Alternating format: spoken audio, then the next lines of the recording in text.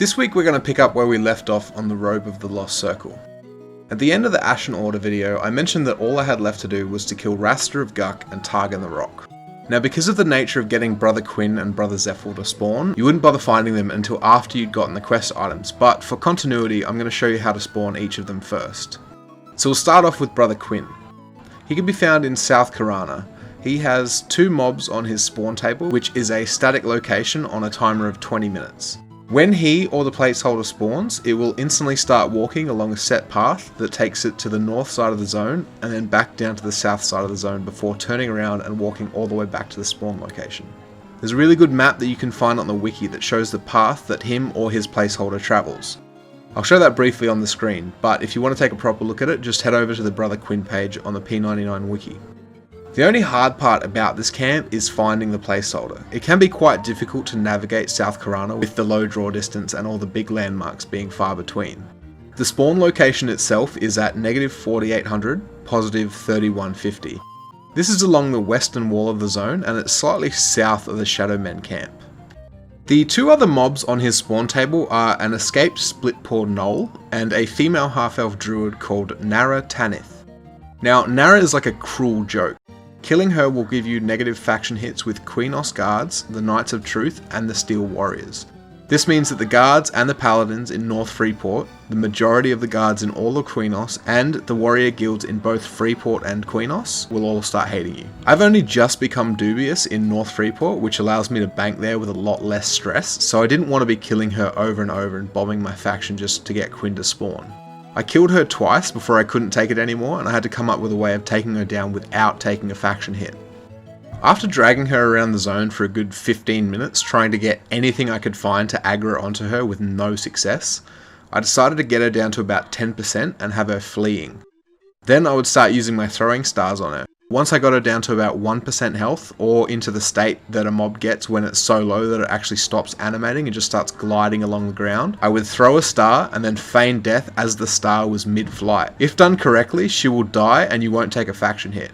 Her corpse will instantly disappear however, but this is a price I'm willing to pay. She drops a magical scimitar with average damage and no stats, and sometimes she drops the Crown of Leaves, which is a +5 wisdom headpiece. But I'll take not being kill on sight in Freeport over that any day. Once you get Quinn to spawn, he's going to be constantly moving, and it can be really hard to hold him down to get the quest conversation done. It can be a good idea to create hotkeys with the set dialogue prompts in order for you to do the quest. I'm not sure if you have to do this, I honestly didn't think it was something that was required, but one of the monks who was here camping Quinn with me insisted that you had to go through all of the dialogue before you handed in the items, so take that as you will. Hail Brother Quinn! In the name of the Brotherhood of Lost Circle, I greet you. What is the Brotherhood of the Lost Circle? The monks of the Whistling Fist are called the Lost Circle by others. We are an ancient league of monks, long forgotten and nearly extinct. Within this realm, there are only 2, Brother Zephir and myself. We seek items stolen from us. I seek the code of Zanfi. What are monks of the Whistling Fist? The monks of the Whistling Fist were first forged from the vision of the Great Master, Zanfi. When the Combine Empire reigned supreme, a single bard grew to learn the ways of the monk. This bard was Zanfi. The Brotherhood was all but destroyed in the times that followed. Now only a few remain to carry on Zanfi's legacy. Who is Brother Zephir? Brother Zephir is searching for one who can return the idol of Zanfi. I believe he is somewhere in the vicinity of Wraith Mountains. What is the code of Zanfi? The tome called the Code of the Whistling Fist has been stolen from me. It contains many secrets pertaining to our Brotherhood. Thankfully, it is magically locked and only a Zanfi master could unlock it. I require a monk to retrieve it. Would you be an interested monk? I am an interested monk. Then venture into the depths beyond the great Solazek mining company. There, living among the kobolds, will be Targan the Rock. Get the book from him, then return here and wait for my reappearance. When we meet again, you shall hand me the book and the purple headband earned from the Silent Fist clan. Do all this and you shall be closer to joining the Brotherhood.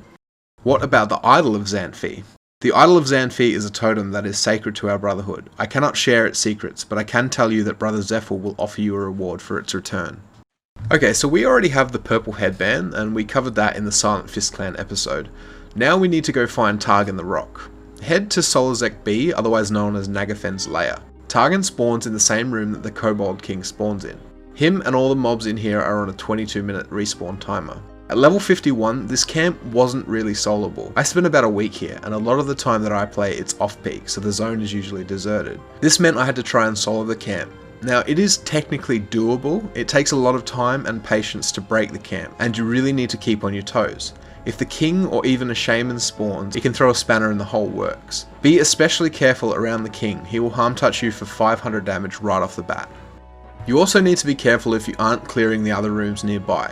If you get too close to the ledge while fighting, all the kobolds from the next room will aggro. And to top it all off, the shamans will sometimes heal mobs through walls. And even better, sometimes the greater shamans will use complete heal. Trying to solo this camp made me want to tear my hair out. So I want to give a huge shout out to ZK, Atlana and Testosterone. These are all people who helped me out in this camp over the week that I spent here. Instead of trying to solo this, what you can do is either join a Royals group. That's a group that camps this whole section. They're usually in their mid-40s, so if you're too high, you can either sit back and help them out and just ask if you can loot Targan when he spawns, or you can try and get a Bugs and Bats group, which is what I ended up doing. This group usually sets up just one room away. I ran into Adolf, who you might remember from the Castle Mistmore video. He's still one of the best enchanters I've ever grouped with. I rock groups in this spot for 2 days while pulling the King's Room every 22 minutes. It's actually really nice XP, and once you figure out your way around the labyrinth, it becomes a pretty cruisy group. Just a quick side note, did anyone ever notice that this zone has dicks drawn all over the walls? It's like one of the texture artists had a bit too much fun back in '99. Anyway, Targan finally spawned, and a group of level 50s will take him down quite easily. He will drop the Code of Zephir every time. And just as a bonus, because I'm a sadist, I ended up checking the camp in the next rotation after I'd already killed him and he had spawned again. This was just around the time a group had moved into the Royals camp, and I hear in say, "Well, that was fast, congrats." So yeah, that was fun. Back-to-back spawns. Lucky for that other monk though, so congrats to him, whoever he was. Once you have the code, head back to South Karana and go find Brother Quinn. Hand him the purple headband and the Code of Zephir. We thank you for returning the Code of the Whistling Fist. Take this sewing needle. You shall find it useful should you aid Brother Zephir in his quest. His item, the needle, a swatch of shadow silk, and a scroll containing Jonathan's whistling war song. Into a sewing kit they will go, and into the Brotherhood will you. I hope you do not wish me to return the headband. So you can actually ask for the headband back, but if you do, he will say, then you will return that which was earned, or the robe. Now, in what universe anyone would ever want to turn in the robe or the needle that is used to make the robe back for the purple headband, I don't know, but the option is there regardless. Alright, now it's time to move on to Brother Zephir. Thankfully, he is much easier to spawn. Head through Lake Wraith and into Wraith Mountains. Make your way all the way through the zone to the Fearot zone line and then turn right. Keep running forward until you find this tiny little hill here. Brother Zephir is on a spawn table with 3 other mobs. They are as follows: a Drake, Malden the Unkempt, and Haston Bootstrutter. Once any of these mobs spawn, they will start walking along a set path which circles this mountain. They will keep circling, so it won't be hard to find them, even if you just wait on the same spot. They won't despawn for 4 hours unless they are killed. Unlike Brother Quinn, the respawn timer for these guys is 6 minutes and 40 seconds. It's also worth mentioning that none of the mobs on the spawn table have any factions associated with them at all, so you don't have to worry about faction hits. While you're here, unless you get him straight away, you may find people looking for Haston to turn in their J-boots. If that is the case, just let them hand it in to him once he spawns, go take a break, and then get them to message you when they're done. Haston will also be the most difficult placeholder out of all of them. At level 51, he sometimes got me down to 40% life, even after using Mend, and sometimes even after using my defensive discipline. So don't be surprised if he smacks you around a bit. But the 6-minute respawn timer should give you plenty of time to bandage up and get ready for a second round. Once you find Zephir, he will be even harder to get to stand still than Brother Quinn. I also could not get him to give me any of the quest dialogue except for the last line for some reason. But regardless, I'm going to read the whole dialogue anyway. Hail Brother Zephir. Greetings, I am with the Lost Circle. You have found me. What is it you desire? What is the Lost Circle? The monks of the Whistling Fist are called the Lost Circle by others. We are the ancient league of monks, long forgotten and few yet remain. Within this realm there are only 2, Brother Quinn and I. We seek items stolen from us. I seek the Idol of Zephir. What is the Idol of Zephir? The Idol of Zephir is a totem. It is sacred to our Brotherhood. I cannot share its secrets, but I can offer you a reward for its return. Are you an interested monk? I am an interested monk. Then venture to the lands of evil. the swamps of trolls and ogres. There, seek out a monk called Rasta. He has the idol. You will return here and wait for my reappearance. When we meet again, you shall hand me the idol and a red sash earned from the Ashen Order. Do so and you shall be closer to joining the Brotherhood. So once again, we already have the red sash of the Order, which we covered in the Ashen Order videos. We now need to find the monk called Rasta.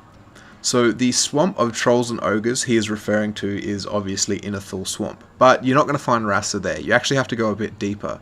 Make your way down to Lower Guck. Rasta of Guck spawns in the Minotaur camp on the live side of Lower Guck, and this is one of the most horrible camps I have ever done in the history of me playing EverQuest. I've heard numerous stories of people who have camped Rasta only to have finally gotten him and then just flat out quit the game afterwards. There's something about this camp that just breaks people.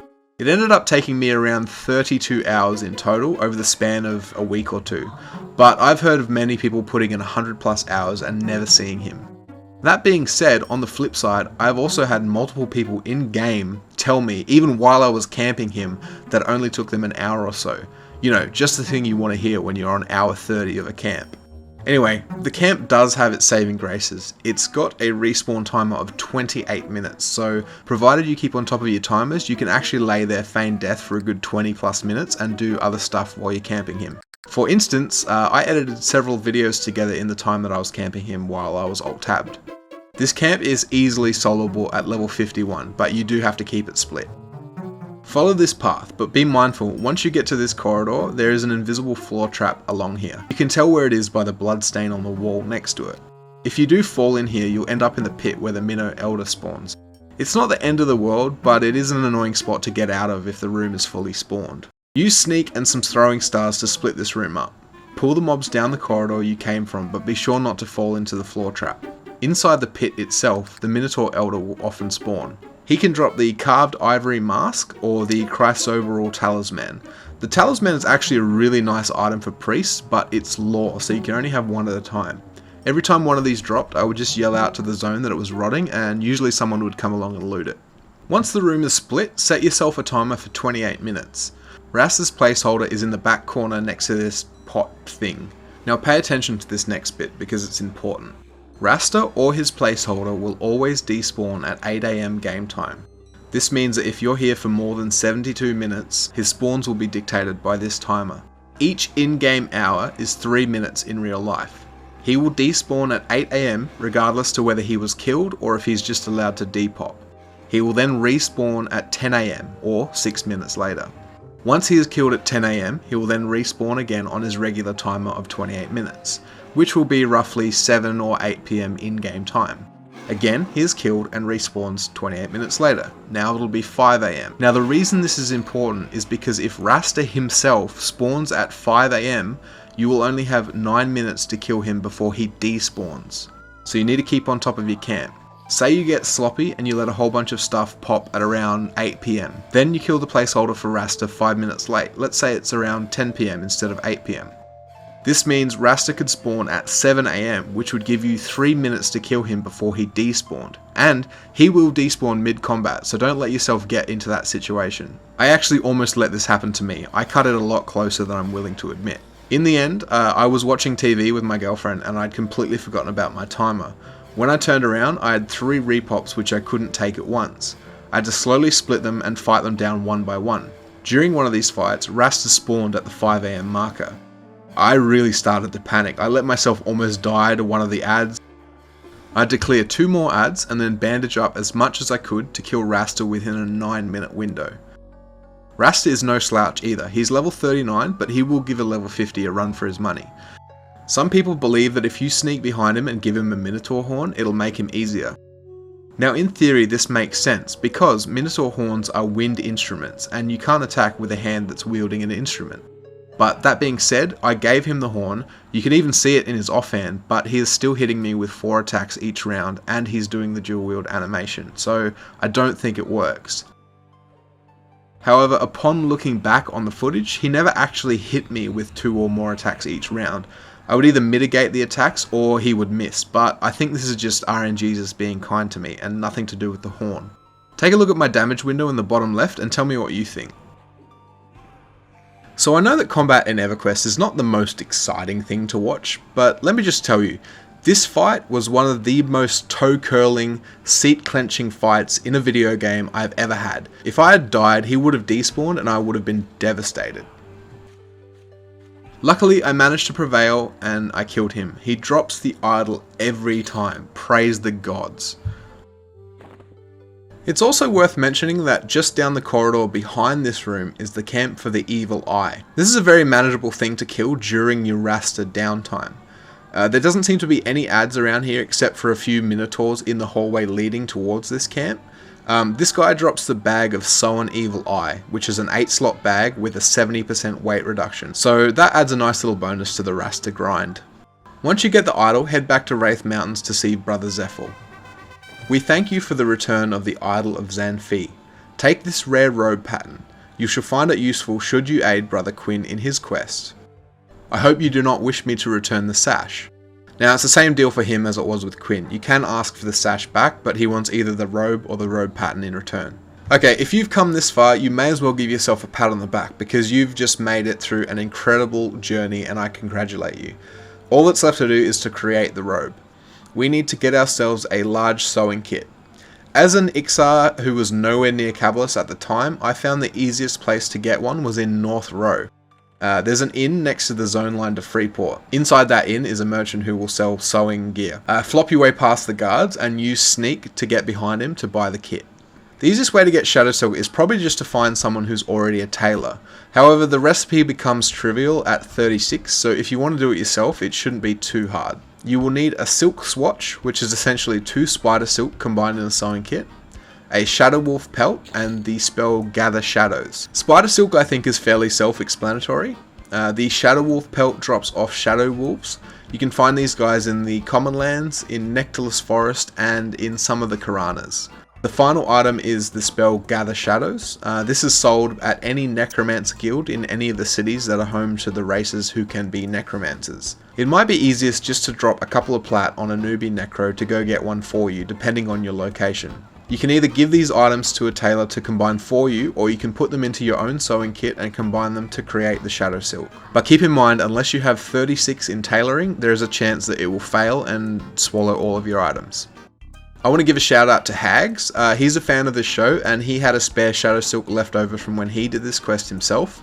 And he came and delivered that to me down in Lower Guck while I was camping Rasta. So thanks a lot, man. It was much appreciated. Also, while I'm at it, shout outs to Sensei. He came and kept me company during a Rasta camp for a little while as well. Okay, so the very last item that you need is Jonathan's Whistling War Song. Like I mentioned earlier, I'm no longer kill on site in North Freeport, and I guess because of all the time I spent in Mistmore, the bards there actually like me too. Both the song merchants in the Bards Guild were selling Jonathan's Whistling War Song, so just go buy yourself one. Once you have the Needle of the Void, the rare robe pattern, Jonathan's Whistling War Song, and the Shadow Silk, put them all into your sewing kit and hit combine. There's no skill requirement for this combine, so even if you're at 0 in tailoring, it's going to work 100% of the time. Congratulations, you're now the owner of a Robe of the Lost Circle. This bad boy is 15 AC, plus 5 strength, dex, stamina and agility, as well as 50 hit points. Feels good, man. This section of the quest was definitely a hard journey, but the rewarding feeling that you get when finally finishing it is definitely worth it. It also marks one step closer to my epic, which is really nice. The next step in the chain is to get 2 metal pipes. One of them is from Karnal's Castle, and this should be obtainable by just grouping there and waiting for the Poor Buster to spawn. The other pipe drops in Chardok, and I have no idea how I'm going to get my hands on this one. I hear that no one really goes to Chardok anymore now that Velios is out, so this could be a problem. Either way, it's most probably going to have to be multi-quested, which is something I've never done and don't really want to do, but I think it's unavoidable at this point. As always though, I will cover these next steps in a separate video when the time comes, so until then, thank you so much for watching, and I'll catch you in the next one.